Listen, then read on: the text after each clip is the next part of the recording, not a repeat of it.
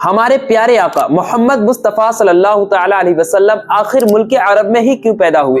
آخر کیا وجہ تھی کہ اللہ تبارک و تعالیٰ نے اپنے حبیب کو عرب میں پیدا فرمایا؟ یہ بھی ہو سکتا تھا کہ ہمارے نبی ہندوستان میں پیدا ہوتے، اگر خدا چاہتا تو انہیں کسی دوسرے ملک میں پیدا فرماتا، لیکن عرب میں ہی کیوں؟ ملک عرب یہ بر اعظم ایشیا کے جنوبی مغرب میں واقع ہے۔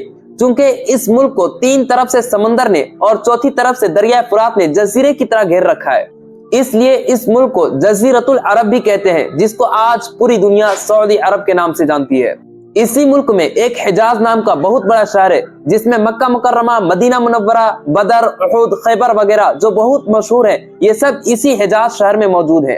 مکہ مکرمہ حجاز کا یہ مشہور شہر مشرق میں جبل ابو قبیس اور مغرب میں جبل قیقعان، دو بڑے بڑے پہاڑوں کے درمیان واقع ہے، اور اس کے چاروں طرف چھوٹی چھوٹی پہاڑیوں اور رتیلے میدانوں کا سلسلہ دور دور تک چلا گیا ہے۔ اسی شہر میں حضور صلی اللہ تعالی علیہ وسلم کی ولادت بسعادت ہوئی۔ آپ صلی اللہ تعالی علیہ وسلم کی ولادت مبارکہ کے وقت ملک عرب کی سیاسی حالت کا یہ حال تھا کہ جنوبی حصے پر سلطنت حبشہ کا اور مشرقی حصے پر سلطنت فارس کا قبضہ تھا، اور شمالی ٹکڑا سلطنت روم کی مشرقی شاخ سلطنت قسطنطنیہ کے زیر اثر تھا۔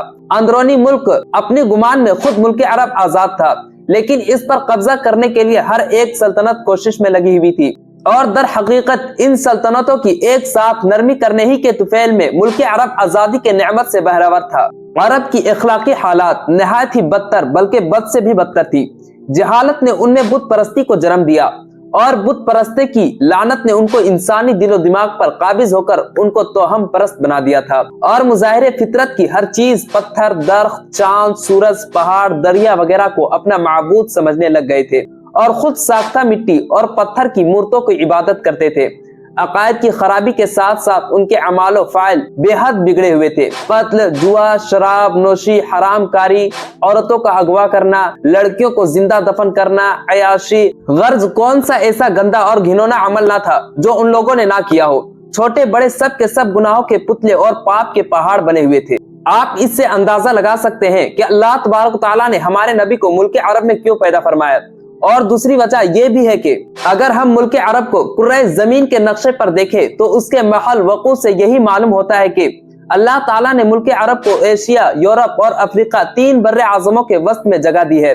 اس سے بخوبی یہ سمجھ میں آ سکتا ہے کہ اگر تمام دنیا کی ہدایت کے واسطے ایک واحد مرکز قائم کرنے کے لیے ہم کسی جگہ کا انتخاب کرنا چاہیں تو ملک عرب ہی اس کے لیے سب سے زیادہ موضوع اور مناسب مقام ہے۔ خصوصاً حضور خاتم النبیین صلی اللہ تعالی علیہ وسلم کے زمانے پر نظر کر کے ہم کہہ سکتے ہیں کہ جب افریقہ اور یورپ اور ایشیا کے تین بڑی بڑی سلطنتوں کا تعلق ملک عرب سے تھا، تو ظاہر ہے کہ ملک عرب سے اٹھنے والی آواز کو ان بر اعظموں میں پہنچائے جانے کا ذریعہ بخوبی موجود تھے۔